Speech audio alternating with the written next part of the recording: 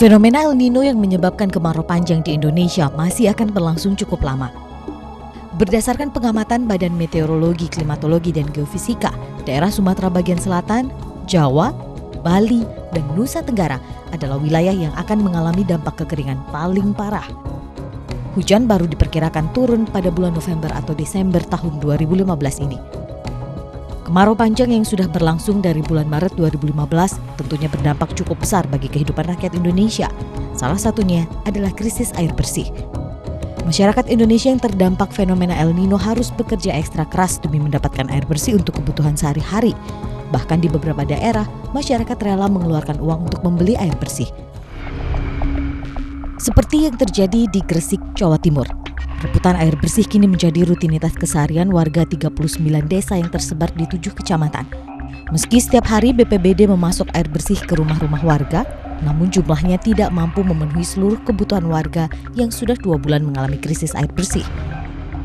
Warga bahkan terpaksa mengeluarkan biaya ekstra untuk membeli air bersih. Bantuan air bersih ini kita bisa merasakan air bersih.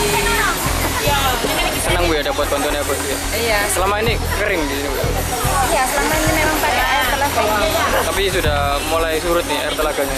Iya, sudah mulai surut, terus airnya sudah mulai kotor. Krisis air akibat kemarau panjang juga dirasakan oleh Nur Hasanah. Warga Pulau Sari Pemalang, Jawa Tengah ini harus rela menunggu lebih dari 6 jam demi mendapat 1 jerigen air. Aktivitas ini sudah menjadi rutinitas sehari-hari yang dilakukan Nur Hasanah sejak 2 bulan terakhir. Bantuan air bersih tak bisa sampai ke daerah ini karena kondisi alam yang sulit dicapai oleh truk pengangkut air. Selalu kesulitan air. Terus untuk memenuhi air gimana Bu caranya? Ya beli. Beli. Kalau beli berapa Bu? 1 jerigen atau 1? 2.000. 2.000 1 jerigen. Kalau ini beli nggak di sini? Enggak.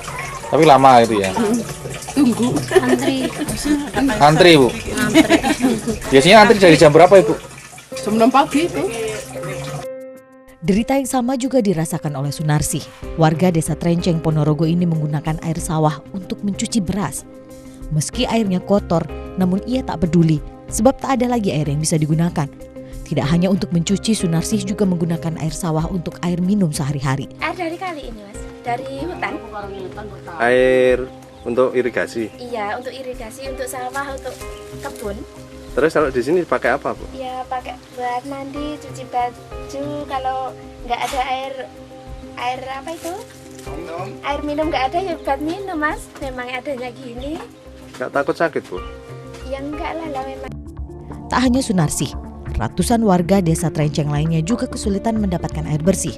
Saluran irigasi adalah harapan terakhir mereka. Air irigasi yang kotor bercampur tanah ditampung di dalam kolam atau bak penampungan lainnya. Saat kotoran sudah mengandap dan air sedikit jernih, barulah digunakan untuk mandi, mencuci atau kebutuhan lainnya. Kemarau panjang juga memaksa warga desa Pulau Kulon Gerobokan untuk membeli air bersih dari pihak swasta.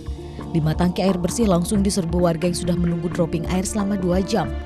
Beberapa ibu nekat berlari sambil membawa jerigen agar kebagian air bersih. Kekeringan yang melanda desa Pulau Kulon ini sudah terjadi sejak bulan Mei lalu. Seluruh sumur dan mata air di desa yang biasa digunakan kini mengering. Satu pam itu 50. Satu pam itu satu keluarga. Kalau ditaruh di sumur itu 4. Warga harus mengeluarkan uang sebesar Rp125.000 untuk 2.000 liter air bersih.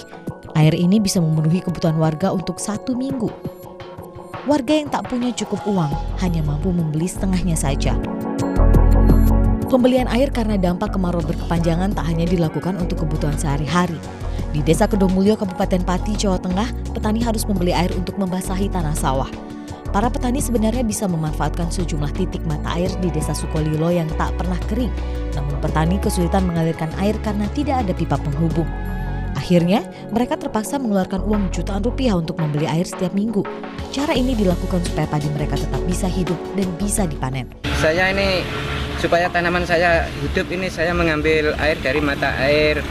Ya kalau dari sini kira-kira 3-4 kiloan Mas. Mengambilnya pakai apa itu Pak? Untuk pengangkutannya saya pakai truk Mas. Untuk per truknya berapa Pak? Untuk per truknya itu saya kasih 150.000. Situasi kekeringan ini memberi keuntungan bagi para pemilik truk. Salah satunya adalah Karsono. Di musim kemarau ini, Karsono memodifikasi truknya untuk bisa mengangkut air guna mengairi lahan sawah para petani. Dalam sehari, ia bisa mengangkut 10 truk air. Satu truknya dihargai Rp150.000. Seharinya musim kemarau ya buat ini ambil air. Ini dulunya truk apa ini Pak? Truk muatan hasil panen. Tapi untuk kemarau ini gimana Pak? Makanya sekarang aku modifikasi, kasih terpal buat ngangkut air untuk ngaliri tanaman padi yang kekeringan. Pak, banyak Pak yang menggunakan jasanya Bapak Pak? Banyak. Berapa red Pak sehari biasanya? Satu hari 9 red, 10 red. Bencana kekeringan di Desa Ketos, Wonogiri, Jawa Tengah mengakibatkan warga mulai menjual sapi-sapinya. Aksi penjualan sapi ini terpaksa dilakukan warga karena kesulitan mencari rumput untuk pakan ternak. Di sisi lain, warga membutuhkan biaya untuk membeli air bersih yang semakin sulit didapatkan. Biarpun warga masyarakat itu banyak yang menjual sapi, itu ada 2 kriteria. Yang pertama dikarenakan pakan tidak ada pada kering, pakan ternak pada kering. Yang pertama, yang kedua sebagian memang untuk membeli air. Oh gitu. Ya. Berarti artinya ada peningkatan untuk penjualan sapi dari warga sana Ya, ya? betul. Dikarenakan pakan ternak sudah tidak ada. Berbeda dengan warga Desa Ketos, warga Desa Sambiroto, Wonogiri memiliki cara lain untuk memenuhi kebutuhan air bersih saat musim kemarau panjang ini. Mereka melakukan tradisi ngublak sumber. Dalam tradisi ini, semua lelaki di desa wajib ikut berpartisipasi mengublak atau mengaduk air sendang yang selama ini menjadi sumber penghidupan para petani di desa mereka. Cara mengaduk air sendang ini cukup unik, yakni dengan melakukan atraksi terjun bebas secara bergantian dari sebuah menara setinggi 3 meter yang dibangun di pinggir sendang. Atraksi menceburkan diri ke dalam sendang ini dilakukan berulang-ulang hingga masing-masing warga bisa meloncat puluhan kali. Kegiatan terjun bebas ke dalam sendang ini berlangsung seharian penuh hingga air sendang menjadi keruh bercampur lumpur. Warga berharap kotoran lumpur ini akan hanyut sehingga sendang menjadi bersih dan airnya bening lagi. Itu kan kita dari kaum ini petani utamanya ini adat sebagai adat ini tradisi di Jawa itu setiap tahun sekali mengadakan syukuran, mengucapkan syukur setelah kita panen raya diadakan bersih desa ini. Kekeringan sudah menjadi tamu rutin bagi rakyat Indonesia setiap tahunnya. Padahal sebagai negara yang terletak di garis khatulistiwa, Indonesia memiliki curah hujan yang tergolong tinggi.